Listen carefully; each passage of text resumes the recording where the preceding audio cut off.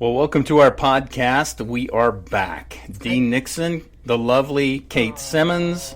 It's tradition now. You can't stop. I can't stop saying it. And what's funny to me is when I say it on the webisodes, how many of the guys comment on that. Oh, she is lovely. Oh, stop it. You're going to make me blush. We're only on podcast. And nobody will know. Nobody will know. I, however, cannot wait till we get like some sort of theme song, because every time you're like, well, welcome to the podcast, I just hear like, or I don't know, some kind of a thing. We'll get it. We'll have it pretty fancy schmancy here in a bit. But super, as always, excited to start this podcast. Last week we were working on avoidance, and we've been kind of moving forward, and every podcast is kind of leading us to the next topic. Yes. And I love that. I love that. It's a cool experiment, I think, just to see what the next little nugget that we're going to find as we stumble along today.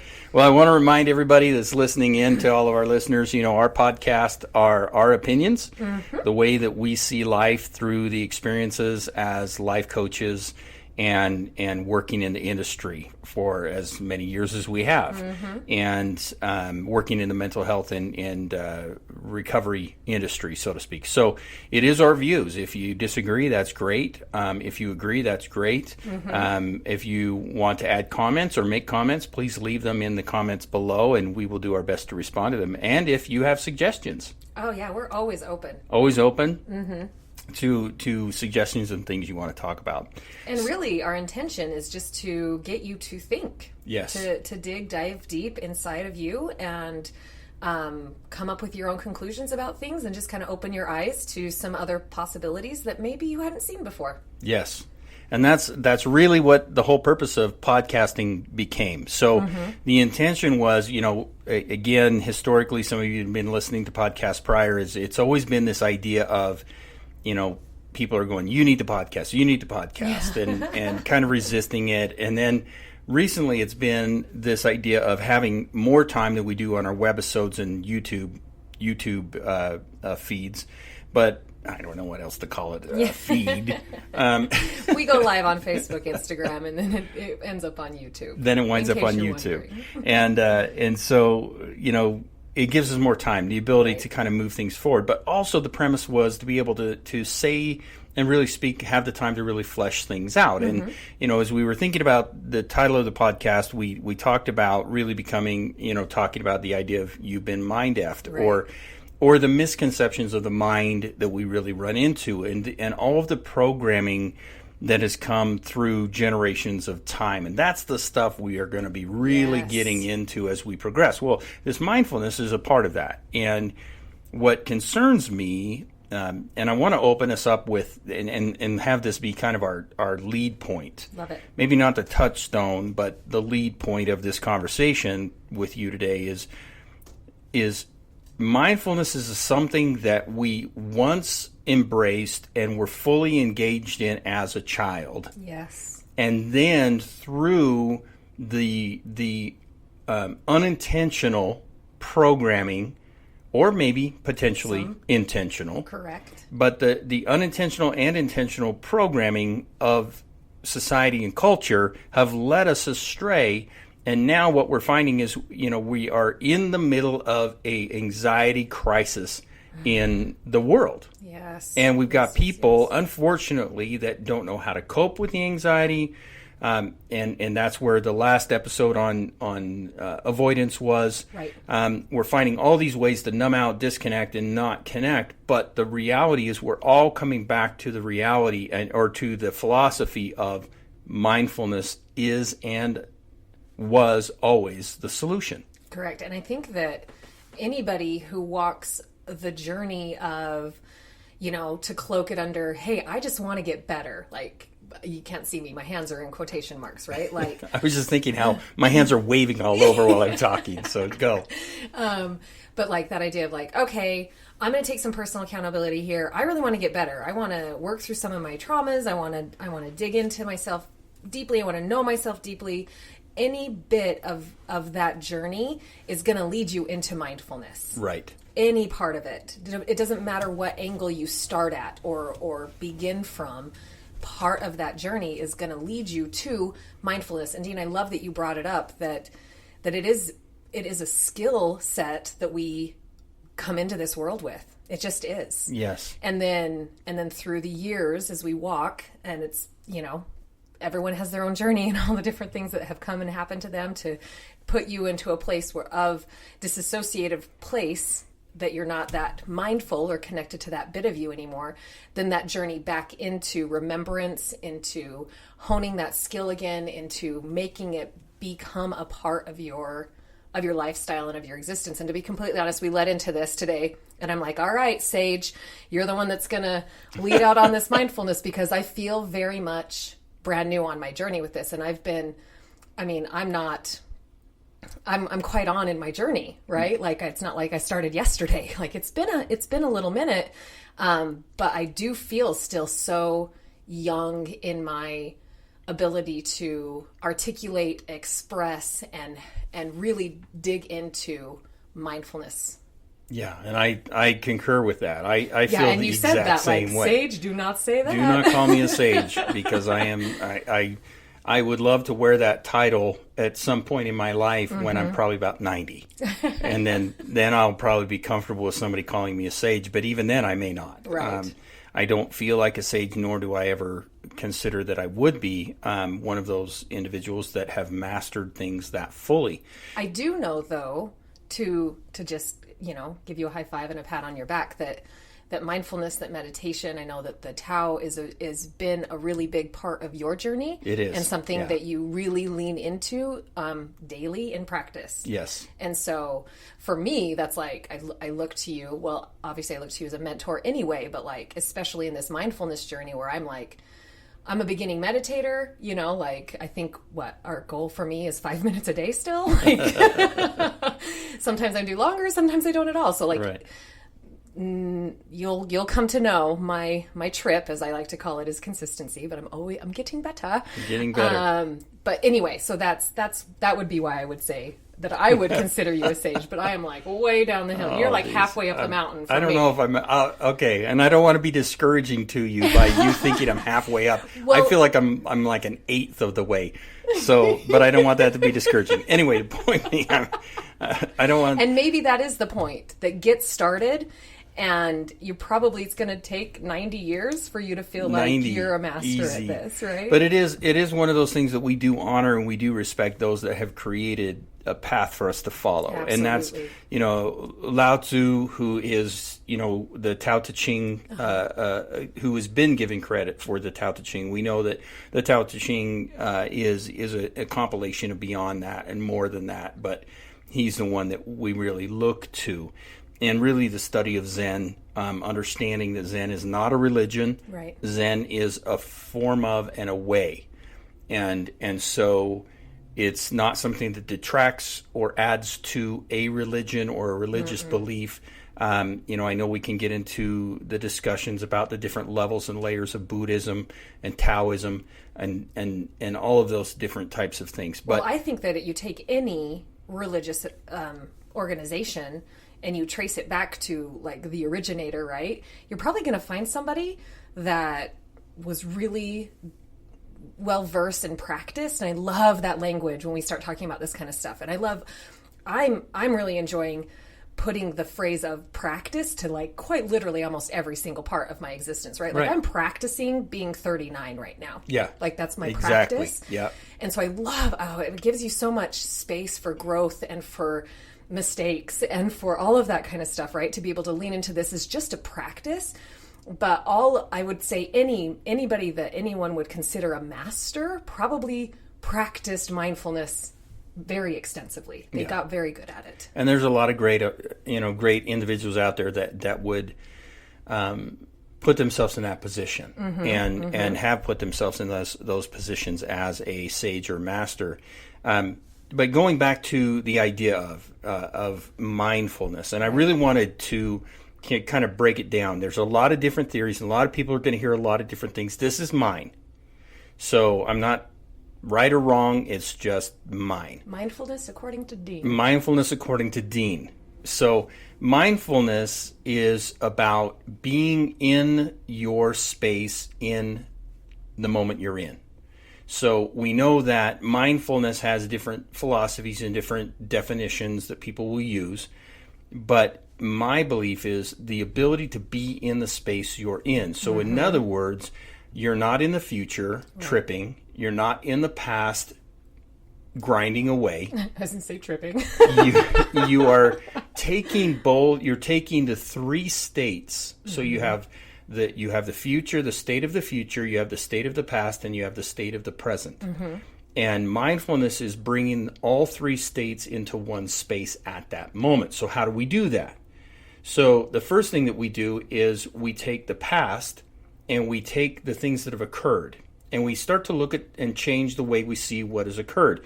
The things that have happened to us, as real as they were in that moment, are no longer now.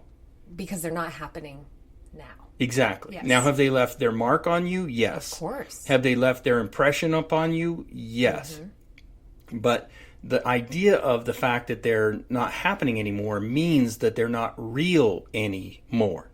Now, what happened is true, and the things that you learned, and that's where to really bring the past into the moment is to take the lesson from the event. And then the future is all about... I'm sorry, can we Go back ahead. up just Yes. 1 second? The healthy way to bring the past into this moment is to bring those lessons, right? That piece of it, because there is the unhealthy way. Oh yeah, right, which is the depression.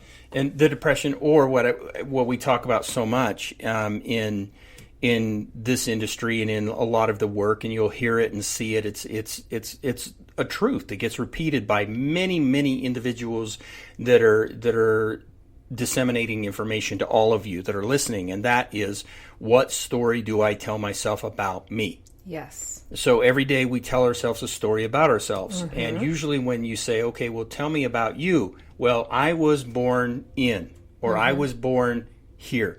I had these kinds of parents. So we're qualifying. Right. I'm this in my birth order. I went to this high school or school. This is how I did while I was at school. Again, a qualifier. Right. These are the events that I've hung on to. These are the things that hurt my feelings. This is why I don't trust people. This is why I don't trust this. This is why I don't like myself. All of these are qualifiers, and all of these are stories that we have shared with ourselves over and over and over, to the point where people will come in, they'll sit down, and they'll start telling me their story. And the intriguing thing to me is how many times they've told their story. Now, there's people that have told their stories quite a bit. Right. And every time they tell their story, there's an emotional charge that they start to get out of it. They start to become emotional and upset and frustrated, and I don't blame them. Of course, yeah. Because they're telling them the story, themselves the story. There are others that have told the story so many times, they tell it without emotion. So in other words, they've now told it so many times that there's no emotional attachment to it, because it's become, in their minds, factual. Yes. And it's easy to say because it's been said so much. And I think that even runs true with not even just escaping your mouth, like actually the words actually coming out of your mouth, because the story could have just been rolling around in your brain a million times, and you may be like only vocalizing it for the second or third time, but it's so just familiar and fine and cozy, almost like a nice warm blanket for some of us, like it's where we feel safe and comfortable. It explains. Yes. It helps us, and that's the thing that I'm almost seeing. I'm sorry, I keep cutting you off, but I'm also almost just seeing in my brain. I know, and I always apologize, and you always say you do it all the time. Do it again. But it's like I'm just seeing this math equation, and this is, I guess, maybe where algebra can actually start to make sense of, like, you have this event in this person, so A plus B squared to the, you know what I mean? Like, you just put in this math equation equals me. Yeah. Right? Yeah. And I love that you do that. Like, the power of is the emotional experience. Right. Like, if you did put it into an algebraic, formula, it would be, my past, plus the people in my life times the power of the emotional experience Yes. equals, Yes. 7,000. That's actually really profound. That is accurate. And that's the thing, is that our story that we tell ourselves, we hang on to it because there is a purpose to it for us. And the intriguing thing to me is that the way we tell our story and how we tell our story and who we choose to share our story with says a lot about what we're getting out of our story. But most importantly, what are we getting out of it for ourselves? Sometimes the story is the permission that we get to stay in the cycle that we're in. Right, absolutely. And so I know that's that cozy blanket. Right? For me, yeah, that's the cozy blanket. For me, growing and going through the things that I went through in my youth and going through the experiences that I had with the challenges and the abuses and the things that occurred and the traumas that came after, even in my early adulthood, and all of those traumas and hurts and pains and feelings, those stories in my late 20s and even in my early 30s really gave me permission to just prove to everybody, yeah, you're right, I am a piece of crap, and I'm going to show you how good of a piece of crap I can be. I'm going to be the best piece of crap you've ever seen. And not only am I going to be a piece of crap, I'm going to show you at the same time what a great person I am. Because I'm going to make sure that I'm a good person too. So I'm a good, bad person based upon my qualifying story, and that story became me. Yeah. And I really believe for so many years that this is who I am, is my badge of courage, and I wore it like a merit badge, thing that we used to sash when I was in Scouts. You'd sew it on there, and I'd see these guys come in, they just have the whole thing blanketed in the front and the back, and I'd have 12, but it was this idea of, these are my badges, these are my qualifiers of why I am who I am. And I see people walking around in that space of the past with the story. Now, the reality is those things happened. Yes. Those things are real, right? They were real. Yep. But the problem that we have is that they are perceptual. And that was one of the biggest issues I had to resolve going through my journey, is that my perception of what occurred versus the perception of the people that were involved were different.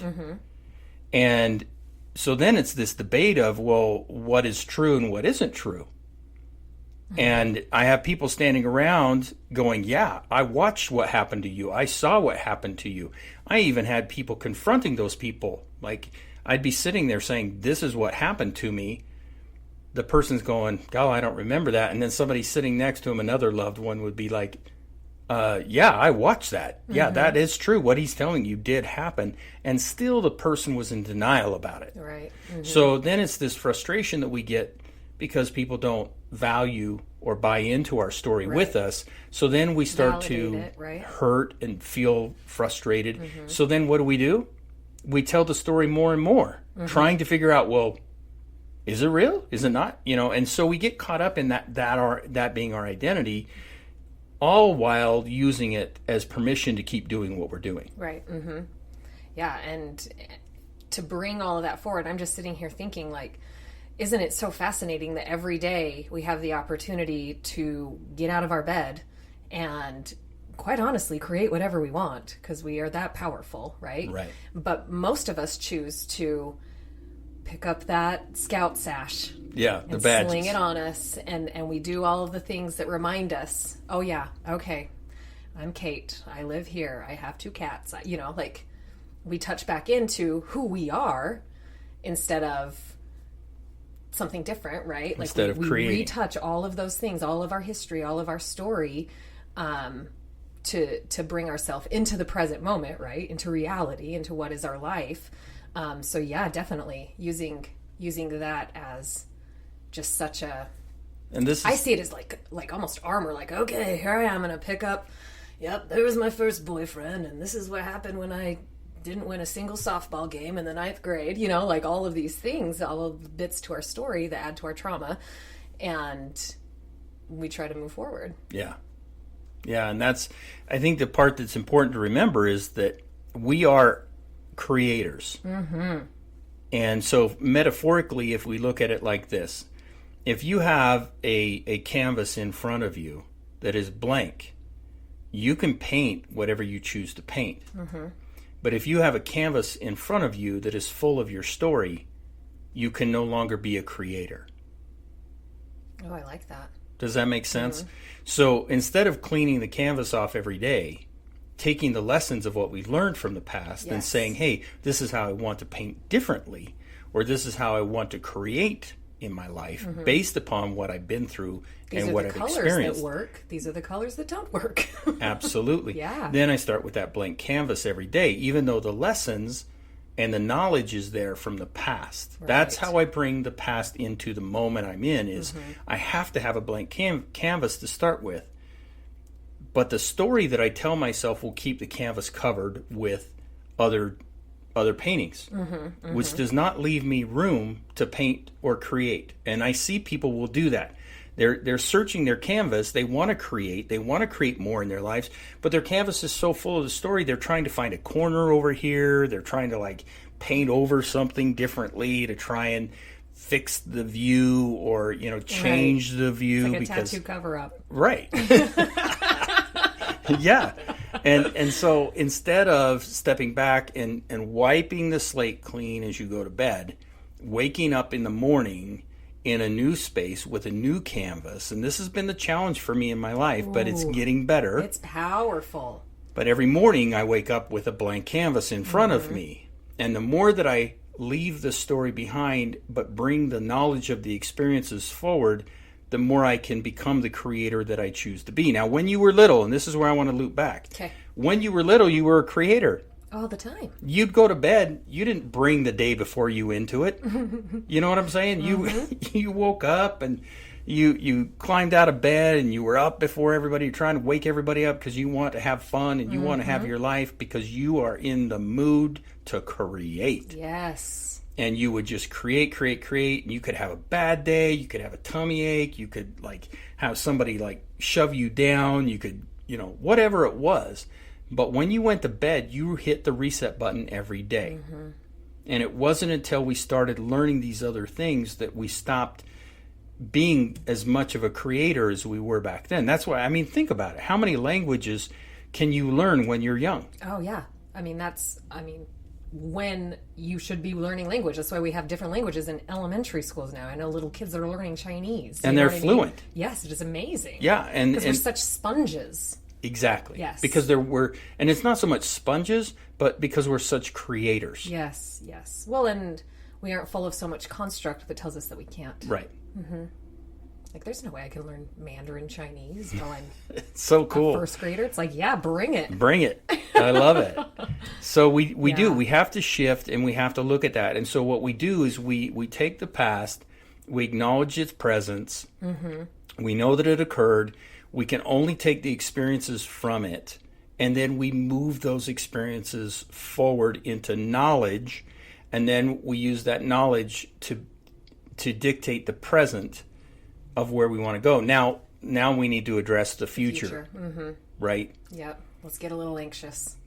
Right? I'm excited. Because that's where anxiety comes from. Exactly. I love Lao Tzu talks about that. He says that in the past is depression. We get depression because we hang on to the past. We get anxiety because we're living in the future. And what we have to recognize is that it's a matter of being in the now. Well, the only reason that we try to predict or control the future is because of something we've talked about in our webisodes, but I'm really excited to talk about it in this. I think we did. We talked about it maybe in one of our other episodes or podcasts where we talked about suffering. Yes. Right? And a couple podcasts ago. So we've got this idea of suffering that we're continually experiencing every day in the moment that we're in because of the story that we're telling ourselves. And because we're always looking for relief because we're suffering, right. We live in the future trying to find relief. So it's like you're hurting. It's like you've got this toothache and you're going through the phone book trying to find a dentist that's going to solve that pain right now, and you're getting anxiety because nobody's answering the phone or everybody's schedule is full and there's no sense of relief in sight. And really what the toothache is you're growing a new tooth. It could be. Yeah. It could be growing a new tooth. You can't look for a dentist to drill it out because it's the incoming growth. Yeah. Yeah. That's a great point. But we're looking for that relief. So that's why we put so much stock into the future, is because we're not looking in the future to be a creator. Mm-hmm. We're looking into the future to solve problems. Oh my gosh, yes. And to be absolutely just dive right into this with open heart and everything. If you have been on the journey trying to become a master manifester, this is probably one of the things that's tripping you up, because you're looking to the future to create relief, right? Instead of looking to it to create what it is that you want to create. Right. So just a side little tangent there. We'll probably have a whole nother podcast on manifestation someday. But we can. And I do want to lean into that. But I do believe that's a hard thing, because we know the power of that, right? Like, talk about the power of being a creator and like having the vision of a future, but doing it in such a way that isn't obsessing and causing yourself things like, it's like when you have a food addiction. You know, that's probably one of the hardest things to combat, because you have to eat food. Yep. You have to eat food. Yeah. We have to dream and want to create a future, and we have to spend time in that future space in order to be able to create all of these amazing things that we want to create. But don't do it too much, right? Right. Don't cross that line to where you're like start obsessing and like the control, like you were just talking about the control piece, right? Like, oh my gosh, this and mindfulness is the balance here. This is how you learn to bridle that, I guess, for lack of a better word, to be able to go to that space without the consummation. That's the wrong word. Being consumed by it. Okay. Right? Like diving into that future trip that we're talking about, using it as an escape, or having it be a place that we're like looking, okay, show me all of the different places that's not going to give me what I don't want, right? So I'm going to look at all the places that I don't want, when what you're doing is you're creating more anxiety and you're suffering, and then you're bringing that into your world, right? And we're not creating. Right. But probably for many people, I would assume, because I know I've fallen into this trap, in the attempt to create what we want. Like, it's such a double-edged sword there. And I want to lean into that, because it's not creating what we want, it's creating what we think we want. Yes. Because we think we want relief. Because we're doing it from a place of lack and suffering. Yeah. Because we think it's what we want. And the only reason that we're doing it, because like you said, it's this suffering. It's a reactionary. Yes, it's perfect. And so when we do our workshop, and I want to challenge you, it's coming up. Good grief, I cannot believe we're already almost to May. I know. But every January, February, we do our Goals and Intentions workshop. And in that Goals and Intention workshop, we're always talking about that. We're always talking about, don't set goals based upon reaction. Right. Set goals upon creation. And we get so caught up in goals out of reaction. Like, well, I want to make more money this year. Okay, why? Well, because I don't want to be poor. Because I'm tired of being broke. I'm tired of being broke. Because I don't want to be dependent upon other people. Because I wanted, and they're all reactions. They're not, I want to create abundance this year. Well, why? Well, because abundance means I can live how I want to live, and I can give the way I need to give. So it's abundance. It's not a reaction. It's a goal that we're setting to create. And I think that's where we've got to get really clear, is that instead of creating the future that we want, we're reacting to it.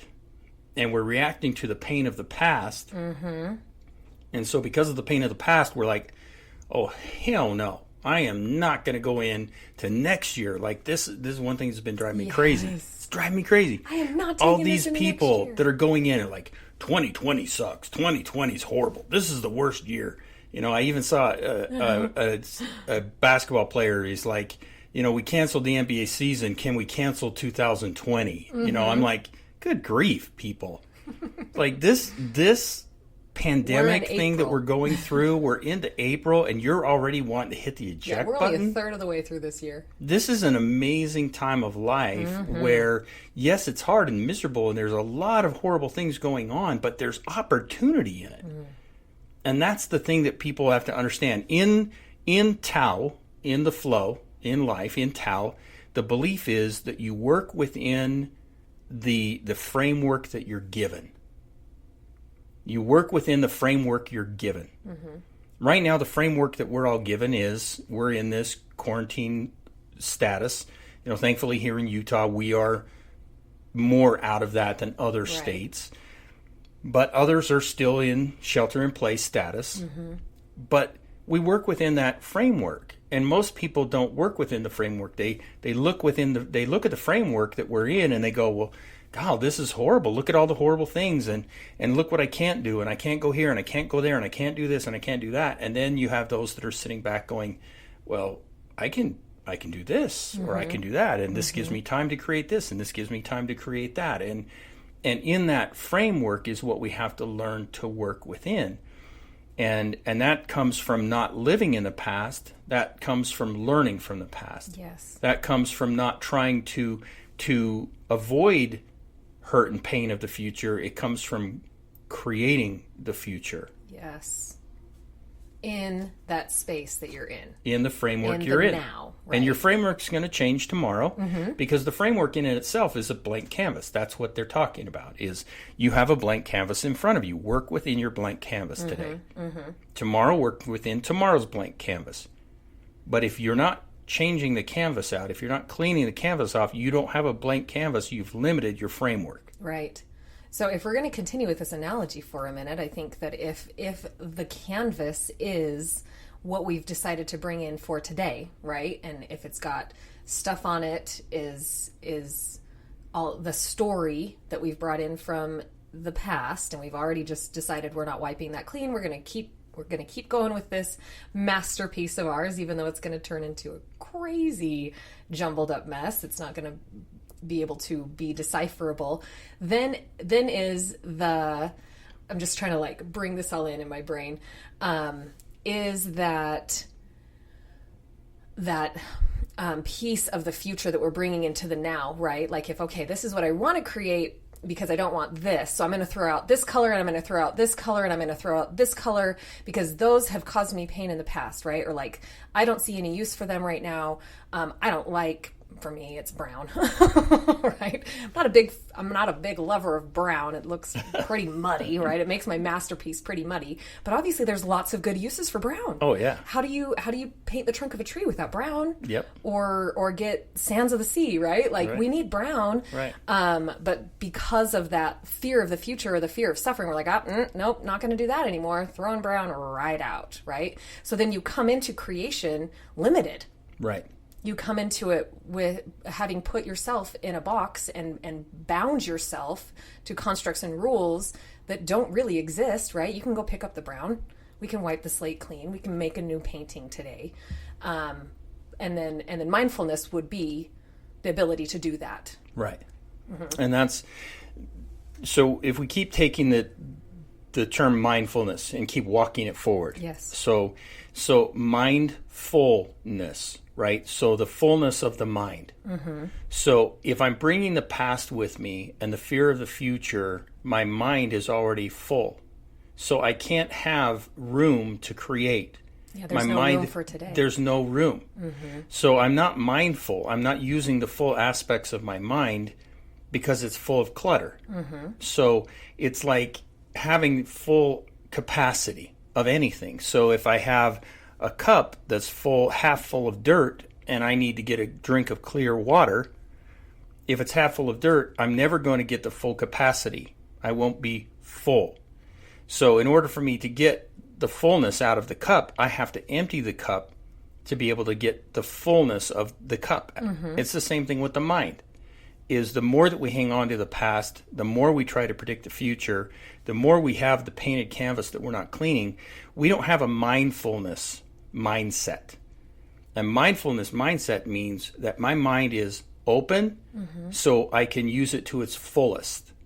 That's mindful. Mm-hmm. But are we there? No, because we're hanging on to the, well, what if? Well, what if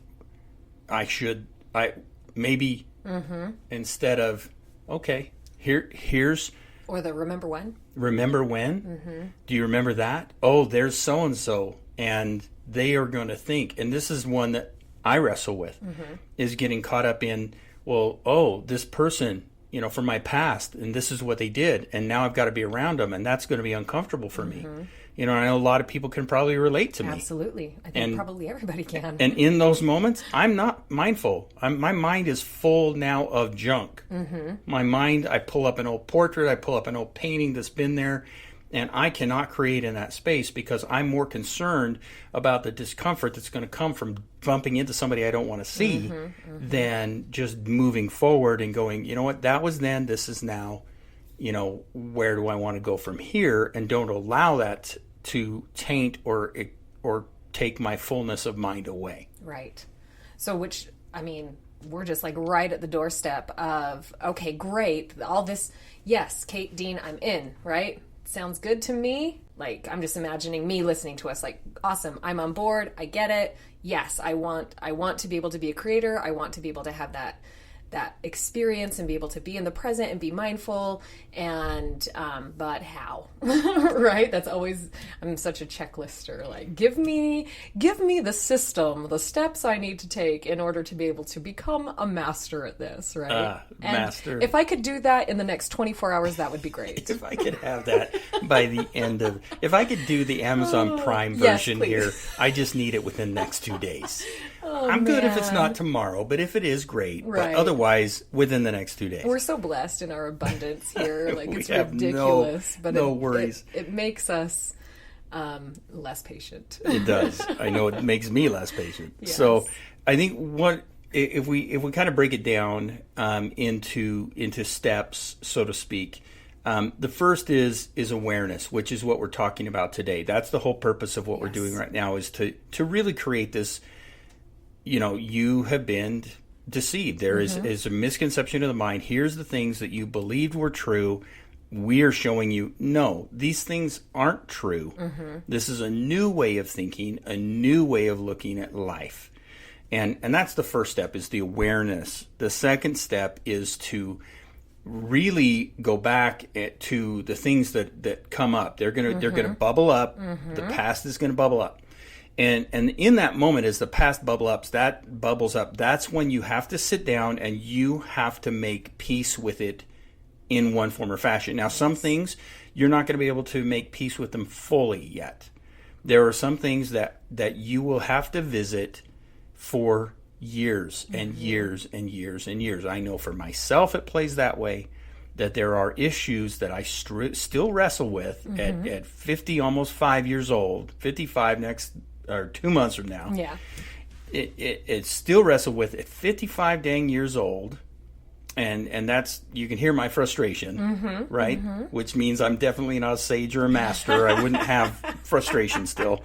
But I have to keep peeling the next layer off of the old issue that has been around since I was young. Yes. And that part is the other piece that we have to do is first is awareness, second is we have to accept. Right. And we have to step back and go, okay, well, there's certain things that are going to be Amazon Prime, I'll have it knocked out in 2 days. And then there's going to be other things that you're just going to be on a mailer list, that you're just going to be like dealing with it every year, once, 3 times, 5 times a year. But the point being is that you get better at it each time. The fourth step is when Can we throw one in real quick? I should say, yeah. And it might be like, I don't know, a cute little lovely ornament that you just kind of have there is not really a step, but like something very cute and pretty and decorative. Oh, don't minimize it. This is good. No. Well, because it's pretty. I'm just throwing it in. My idea is pretty. Sparkly. like having that desire, right? Like you got to want it, because this journey, this process, once again, isn't for the faint of heart, right? No. And so I think having that why, right? Like, why do I want this?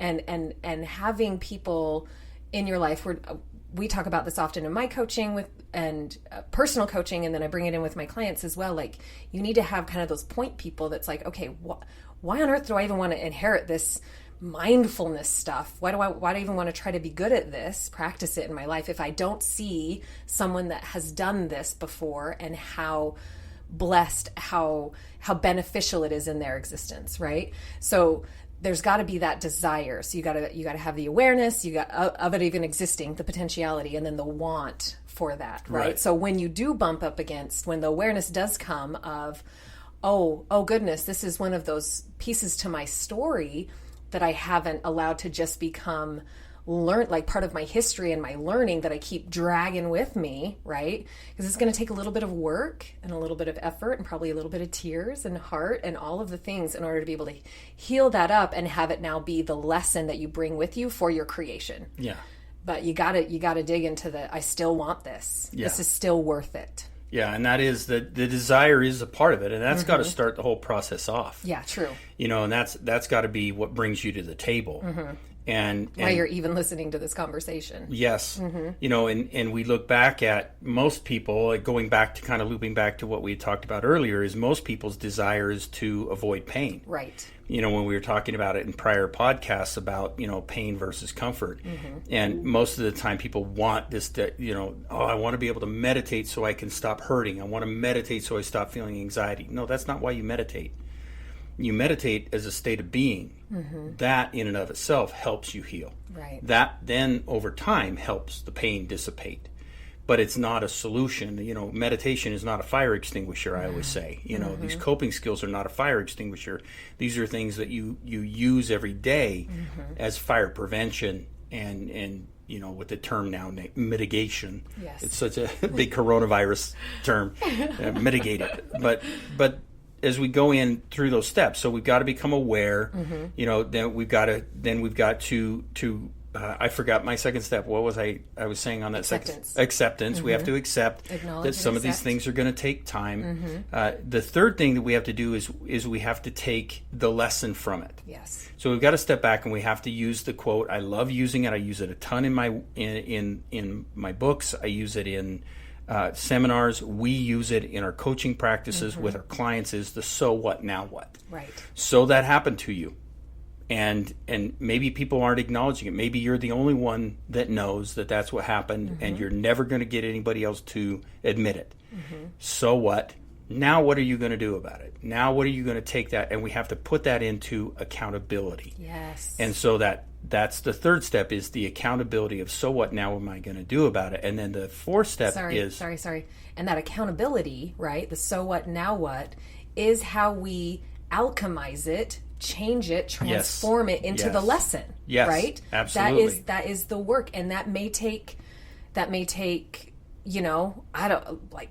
don't know what your belief system is, viewer. That may take a lot of prayer. That may take a lot of prayer. That may take a lot of maybe going to meet with a professional, or it might just take you walking your path. I don't know. I'm not going to tell you how you're going to alchemize that, but that is how it's transformed. That's how it's transmuted. That's how you take your pain and your suffering and you change it and transform it into the lesson. Right. Yeah, and that leads into that fourth piece. The fourth piece is now we start to we start to create how we want life to look. That's where I want to introduce the idea of mentorship. And there are certain mentors in our lives that we can draw in, and there's different types of mentors. So we have the mentors that can be people that you literally roll up and go, hey, will you mentor me? Will you show me how you did that? So that's exactly what I did with you. The second type of mentor is visual mentors, where you can step back and you can see people that are living a certain lifestyle or living in a certain way that you feel resonates with you. And you can visually, because this is how we did it when we were young.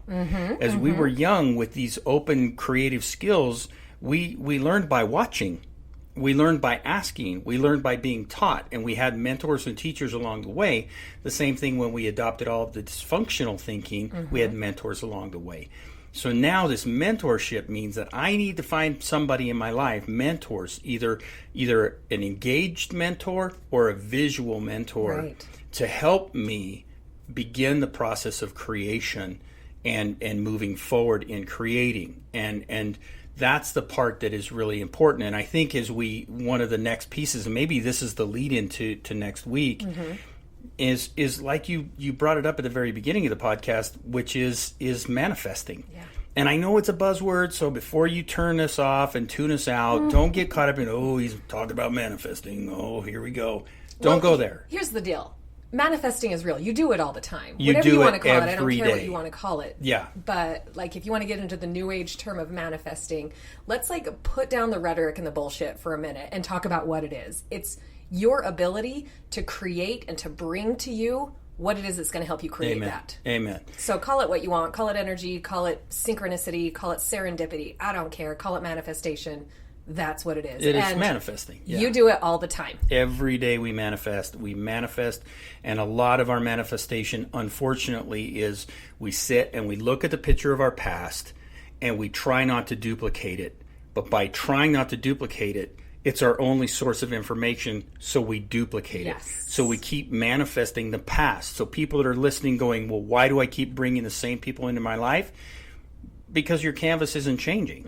And you're manifesting what you've been seeing. If you want a different life, you have to change the canvas and the framework. Yes. And so I love that we're going to do this next week because I think that it's going to be super cool. That this is quite honestly one of the most beautiful gifts that we can get out of this social media stuff that we're always like, social media is so destructive, is that ability to see mentors that we wouldn't have been able to see. Right.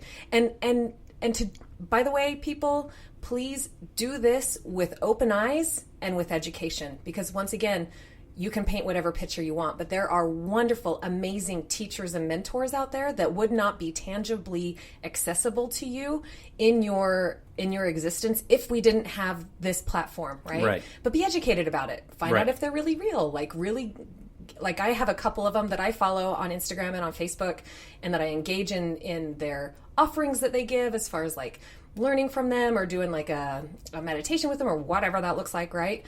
And I'm grateful for that. Those are the things that we want to challenge you with. So work on those steps and comment. Tell us what your thoughts are. Tell us what you're learning. Tell us what you're creating. We would love to hear that from you. This is definitely mindfulness part 1. Part 1. So as always, thank you for listening. Please like and share. You can copy the links and send them to friends. You can find us on YouTube at Turning Leaf Wellness Center, our YouTube page, as well as Facebook and Instagram. Thank you for tuning in. Yes. You're an amazing group of individuals that are tuning in. It's been fun to see. And as always, thank you, Kate. Yeah. Oh, thanks, Dane. We love you guys, and we'll talk to you soon.